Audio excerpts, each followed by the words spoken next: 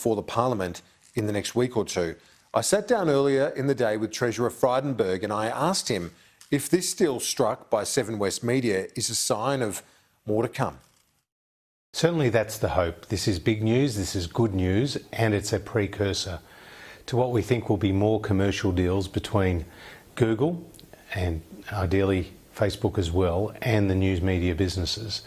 It's been the product of more than 2 years of hard work by the ACCC, and I want to pay credit to Rod Sims and his team for coming up with a framework that is world-leading, that is evidence-based, and that will see news media businesses paid for generating original content. It's always been about dealing with this unequal bargaining power position between the parties, and the code that we have introduced into the Parliament has a number of key features. It's a mandatory code, it takes into account two-way value exchange, and it has a final offer arbitration mechanism. And it's been very clear over recent days that Google and Facebook are in very productive and constructive talks with the commercial players, and that these deals are occurring.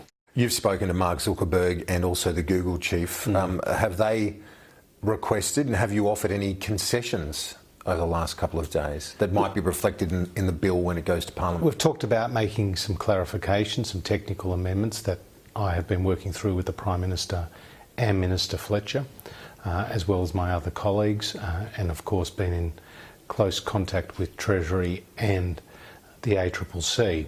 So we'll make those technical amendments public over the course of the next few days. Nothing significant that might see the bipartisan support in trouble? They'll still back it? These are improvements to the bill. These are technical in nature, but they also clarify the position of the government, and I think that they provide comfort to the players that we've got a workable code. One of the elements, when you get down to it, like the Google deal with Seven talks about its news showcase product as opposed to the search engine. Now, the search engine is the one that we all use every day.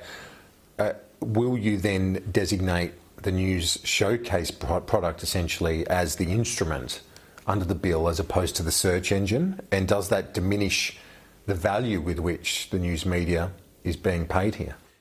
Well, ultimately, these are commercial deals that have been struck, and the whole purpose, the motivation behind the code has been to encourage, to enable, to foster these commercial deals to be struck. So it is our intent to legislate the code, to bring it into force, but at the same time to have these commercial deals in place to the satisfaction of both parties. And so that is what we're focusing on. But let's hope the Parliament passes the legislation in the coming days. With respect to the designation of Search or Facebook, they're decisions that I would make after receiving the advice of the ACCC. But if there are commercial deals in place, then that becomes a different equation for me. But does that diminish the value with which news media is paid? No. If it's going to be a Google news showcase product as opposed to the much wider used search engine? I think you'll find that the deals that are being struck between the digital giants and the news media businesses are pretty comprehensive. They're beyond a search or a showcase product. In some cases, they are more comprehensive. And so I'll wait for those commercial deals to be struck and to be subsequently announced. But the main development that we've seen over the course of today with the Channel 7 Google deal is that the parties can reach a mutually beneficial outcome. Now, they've reached that outcome because the code is there and the code's about to be brought into law. But I have to say that my discussions with Mark Zuckerberg as well as with Sundar from Google have been very constructive.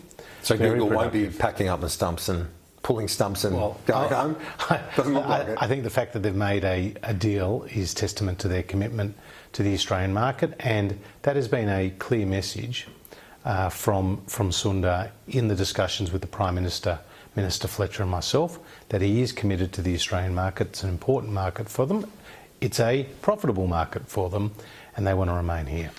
To JobKeeper, we've seen the numbers released today from the ATO on how many were on JobKeeper at December and September quarters.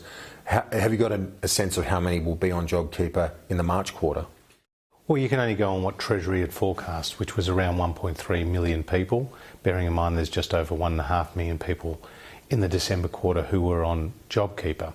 At its peak, we saw 3.8 million people on JobKeeper, and at the end of September we saw 3.6 million. So we've seen a large number of people graduate off JobKeeper, and I think that's the key point out of the ATO data on JobKeeper, that 2.1 million Australians have graduated off JobKeeper in the December quarter compared to the quarter prior, previous periods, and 520,000 businesses have graduated off JobKeeper. This is another proof point that the Australian economy is strengthening, that the labour market is strengthening. It comes off the back of unemployment falling to 6.6% in December, bearing in mind that Treasury told me that the unemployment rate could have reached a peak of 15% if it wasn't for our economic support. Our participation rate is now at a record high. We've seen a strong performance in the Australian housing market. Prices have picked up, as well as housing starts. We've also seen strong motor vehicle sales. We've seen business and consumer confidence get back to their pre-pandemic levels, and we heard from the Governor of the Reserve Bank just last week that the economic recovery in Australia has been earlier and stronger than first thought. It's encouraging, but it is also patchy, isn't it? Because you've got some sectors that are still copping it. Yeah.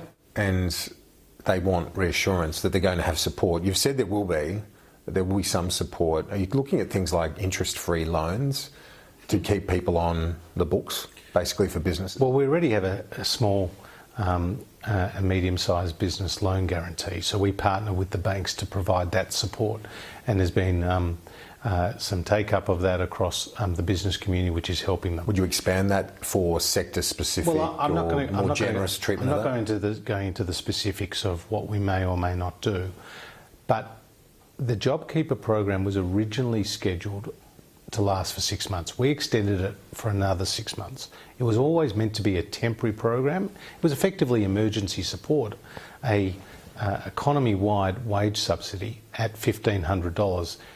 It's estimated to cost around $90 billion. But you don't want 1.3 million workers falling off a cliff, do you, either? And so what Treasury said in a review of JobKeeper last year is that as the economy strengthens, which is what we're seeing today, that the JobKeeper program has some adverse or perverse incentives that it prevents labour mobility across the economy. And so if you left such a mechanism in place, those adverse incentives or perverse incentives would remain. We have a number of other programs that are supporting economic activity.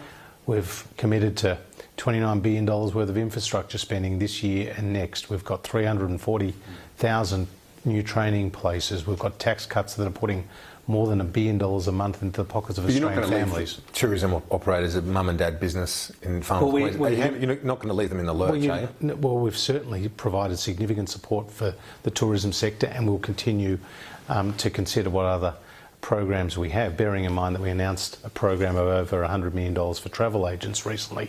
But what these JobKeeper numbers show, that even in tourism-dependent regions like Townsville, the number of people on JobKeeper is down by 72% in the December quarter. In an area like Cairns, it's down by 55%.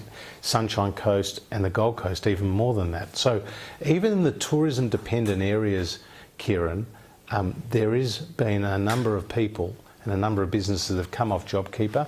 When I was speaking to Alan Joyce recently, he did say that as a result of the border closures that Queensland had with New South Wales and elsewhere, that there was 1,500 flights into Queensland that were cancelled in the month of January alone. This was 200,000 passenger bookings. So when it comes to encouraging people to spend a tourist dollar, then we need to keep the borders open. A couple of quick ones before you go. Sure. Victoria, will you provide additional support for Victoria in the face of this lockdown? Because obviously it's going to be another major economic hit.